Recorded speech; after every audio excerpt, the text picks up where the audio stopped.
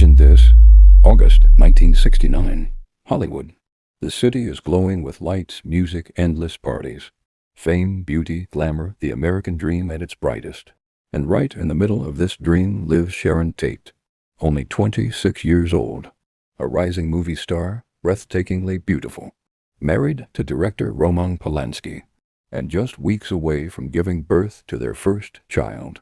But not far away, in a dusty ranch on the outskirts of Los Angeles, another world exists, a darker one. There lives a man named Charles Manson, small, sharp-eyed, magnetic. He calls himself a prophet. To dozens of young men and women, he is a messiah. They follow him blindly, calling themselves the family. That night, Manson whispers his command. Now is the time. Go, and make the world tremble. 4 followers step into a car. Destination, 10050 Cielo Drive. They do not care who lives there. They only care about the mission. Fear, blood, a message written in terror. Meanwhile, inside the Cielo Drive mansion, the night is peaceful. Sharon Tate sits with friends, hairstylist Sebring, writer Wojciech Frykowski, and heiress Abigail Folger. They talk, laugh softly, preparing to rest. But around midnight, shadows move outside.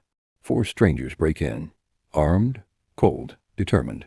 The first victim is a young man visiting the house. He is shot near the gate. No warning, no mercy. Inside, chaos erupts.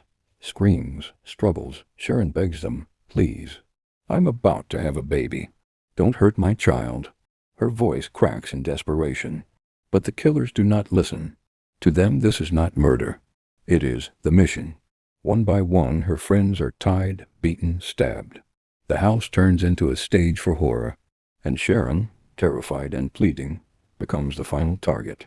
The brutality that followed is almost unspeakable. Sebring tries to shield Sharon. He is beaten, stabbed to death in front of her. Frykowski fights desperately, breaks free, runs, but they chase him down. The blades fall again and again. Abigail Folger stumbles into the yard, bleeding, crying for help. She collapses before she can escape. And then silence. Sharon Tate, just 26, just weeks away from becoming a mother, is stabbed to death. On the wall, in her blood, the killers scrawl a single word: pig.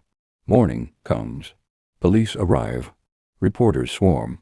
And the entire world gasps in disbelief. Hollywood, the land of dreams, is paralyzed by fear. Actors install bars on their windows, buy guns, refuse to leave their homes at night. The illusion of safety shatters. For weeks, the investigation went nowhere. Who could commit something so savage, so senseless? And then, a breakthrough. Police discovered the truth. The family. A group of young people who looked like hippies, barefoot, singing songs, smiling. But behind their smiles was blind devotion to one man, Charles Manson. He spoke of the apocalypse. He called it helter-skelter.